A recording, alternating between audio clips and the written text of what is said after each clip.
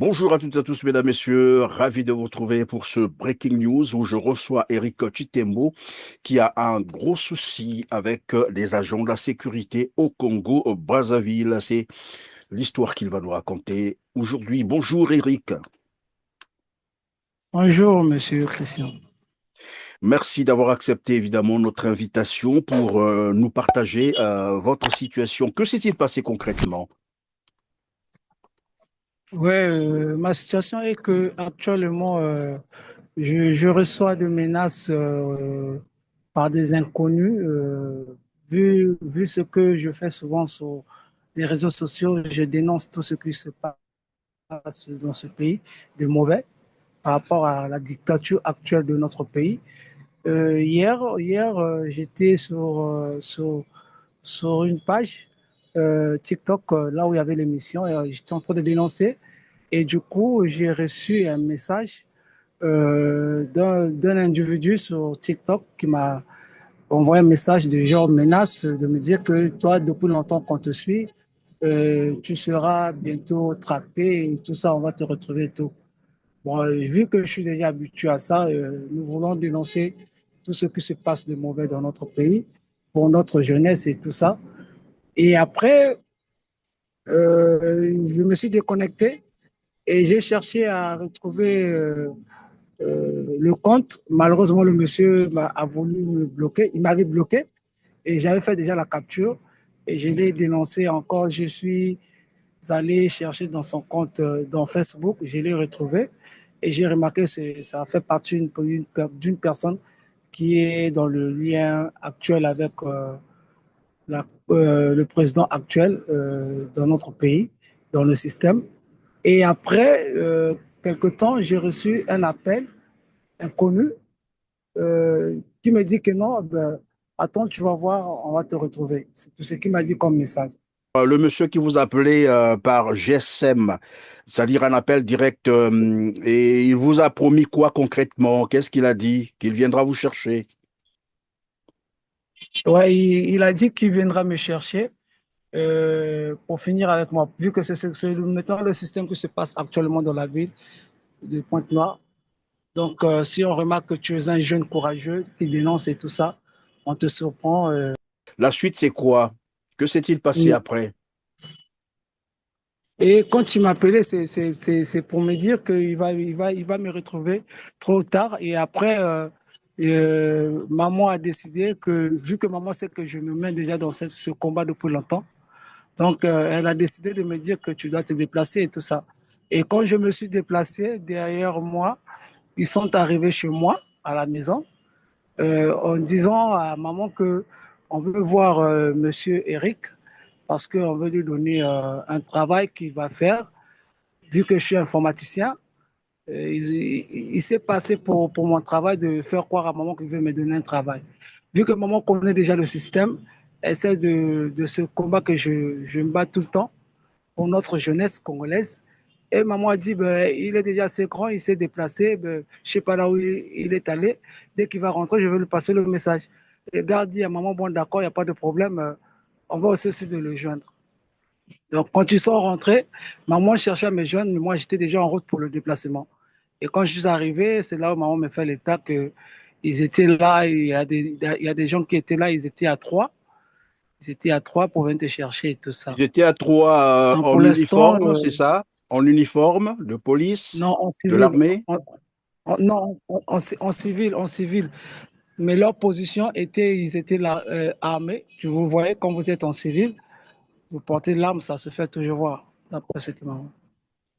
Donc, en fait, on vous en veut simplement parce que vous vous exprimez sur les réseaux sociaux. C'est ça, malgré, bien sûr, les garanties qu'offre l'article 25 de la Constitution congolaise qui voudrait que, ben voilà, euh, la communication, l'expression soit garantie à tout le monde et quel que soit le type de support que l'on utiliserait.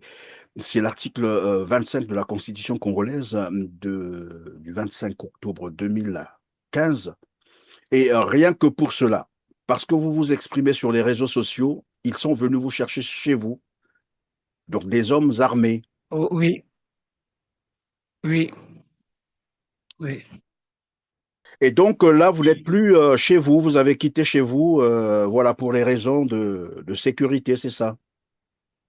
Oui, j'ai quitté chez moi. C'est pour ça que vous remarquez que là où je suis, la connexion n'est pas trop stable. Oui, je comprends. Alors, J'ai vous nous disiez que j'ai fait finalement, c'est une... pour une mesure de sécurité.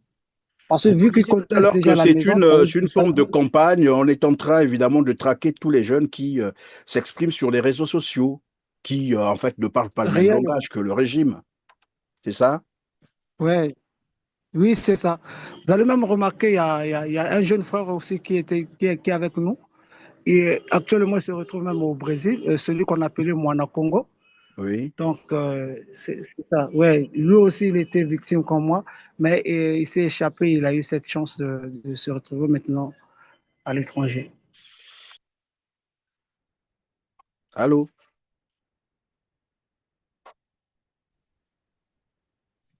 Très bien. Allô? Oui, alors donc, ben voilà, on va donc terminer parce que finalement, le réseau ne tient pas. Voilà, les choses sont tellement compliquées. Bon, après, vous avez raison, certainement, c'est l'endroit où vous vous trouvez. Alors, pour les raisons donc de l'instabilité évidemment du réseau, on est bien obligé de mettre fin à cette émission. Alors, et donc là, vous vous êtes rapproché des ONG, des organisations non gouvernementales pour expliquer votre situation? Oh, pour l'instant, non. Pour l'instant, non. Pour l'instant, non.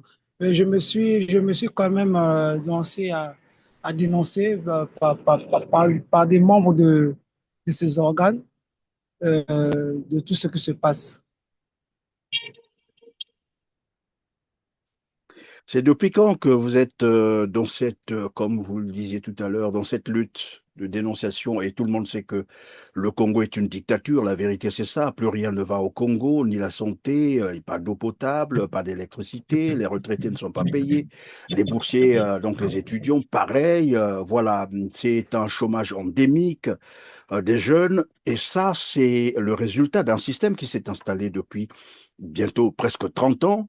Et ça, on ne peut pas se mettre à traquer les jeunes qui dénoncent cela, malheureusement. Bah, je suis sur ça, ça fait au moins depuis 2016, depuis 2016 que je suis sur ça. Je me bats toujours à dénoncer parce que nous sommes une jeunesse future de ce pays. Donc, on dénonce toujours ce qui ne marche pas. Avec ce système de traquage qui a commencé depuis fort longtemps, depuis 2020, vraiment, nous les jeunes actuellement, nous sommes dans l'insécurité. Et j'ai pas même compris comment ils ont fait pour avoir mon numéro. Et c'est sûr et certain, ils sont passés par mes proches et tout ça. Oui, mais c'est Donc, déjà, ils ont lancé un système c'est pas normal. capable. L'expression, Ouais, ils ont lancé... Oui, la libre expression, comme qui dirait, la liberté d'expression est garantie par la Constitution congolaise. Je l'ai rappelé tout à l'heure par l'article 25 de cette Constitution. Et ce que vous êtes en train de faire, vous avez le droit. C'est votre droit absolu de vous exprimer. Et pour cela, on ne peut pas vous faire des problèmes en réalité.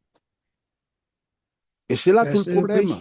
avec le Congo qui, soi-disant, garantit la liberté d'expression. On a toujours entendu dire cela par le gouvernement congolais, mais là, on se rend compte que désormais, bah, ils sont derrière les jeunes qui s'expriment, en fait.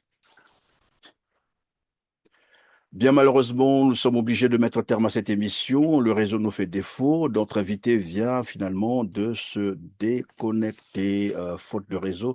Et ça peut se comprendre parce qu'il est dans une zone qui doit être très mal couverte par le réseau Internet. C'était bien Eric Chitembo qui était avec nous sur ce plateau pour expliquer évidemment sa situation. Il est traqué par les services parallèles du régime Sassou Nguesso au motif qu'il s'exprime sur les réseaux sociaux, il dénonce un certain nombre de dérives totalitaires de ce régime. Alors que la Constitution congolaise garantit la liberté d'expression, son article 25. J'invoque la Constitution congolaise du 25 octobre 2015. Denis Sassou Nguesso, dans une interview accordée à Brut, a affirmé que le Congo garantissait la liberté d'expression, qu'il encourageait les réseaux sociaux, les jeunes à utiliser les réseaux sociaux. Mais voilà, dans les faits, et comme tout le monde le sait, sauf les naïfs, quand Denis Sassou Nguesso parle, il faut le comprendre à l'envers, le séparole. Il dit une chose pour faire son contraire. Et c'est ce à quoi nous sommes en train aujourd'hui d'assister. Mesdames, Messieurs, merci de nous avoir accordé votre attention, merci de nous avoir suivis, partagez cette émission et dites-nous en commentaire ce que vous pensez de cette situation. Sur ce, on se dit au revoir et à très bientôt. Merci.